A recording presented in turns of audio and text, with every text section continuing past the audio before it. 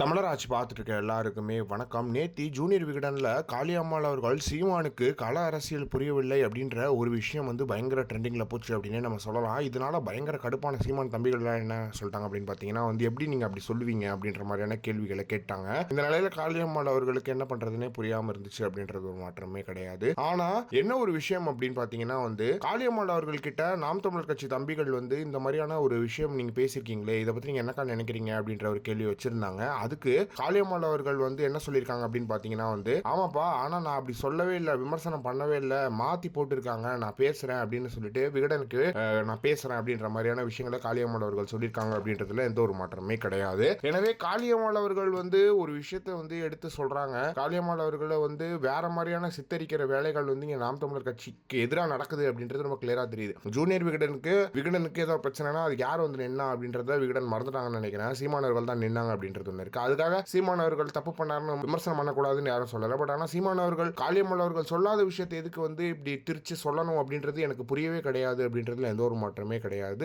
ஏன் இப்படி மாத்தி போட்டிருக்கீங்க அப்படின்றதுமே தெரியல. இவ்வளவு மோசமான பழப்பு எதுக்கு விகடனுக்கு அப்படின்றதும் தெரியல. எனவே காளியம்மாள் அவர்கள் சரியான விமர்சனங்கள் நாம் தமிழர் கட்சி மேல வச்சாங்கன்னா நம்ம ஏத்துக்க முடியும். ஆனா கல அரசியல் புரியலன்ற விமர்சனத்தை ஏத்துக்கவே முடியாது அப்படின்றதுல எந்த ஒரு மாற்றமே கிடையாது. ஏன்னா அவ்வளவு சிறந்த கல அரசியல சீமானவர்களை தாண்டி தமிழ்நாட்டில் யாருமே புரிஞ்சுக்கல அப்படின்றது ஒண்ணு இருக்கு. ஏன் அப்படின்னு பாத்தீங்கன்னா சாதி ரீதியா வேட்பாளர்களை போட்டு ஜெயிக்கிற இடத்துல அந்த சமூக மக்களுக்கு நீ இரு இல்லாம அந்த இடத்துல நான் நிக்க வைப்பேன்னு சொல்லிட்டு நிக்க வைக்கிற தைரியம் நாம் தமிழர் கட்சிக்கு மட்டும் தான் இருக்கு. அந்த கல அரசியல் சீமானவர்களுக்கு புரியலன்னா அது புரியாமலே இருக்கட்டும் அப்படின்றதுல எந்த ஒரு மாற்றமே கிடையாது. எனவே காளியம்மாள் அவர்கள் இப்படி சொல்லல அப்படின்றது ரொம்ப கிளியரா தெரியுது. இதை பத்தி நீங்க என்ன நினைக்கிறீங்க அப்படின்றத மறக்காம கமெண்ட் பாக்ஸ்ல சொல்லுங்க.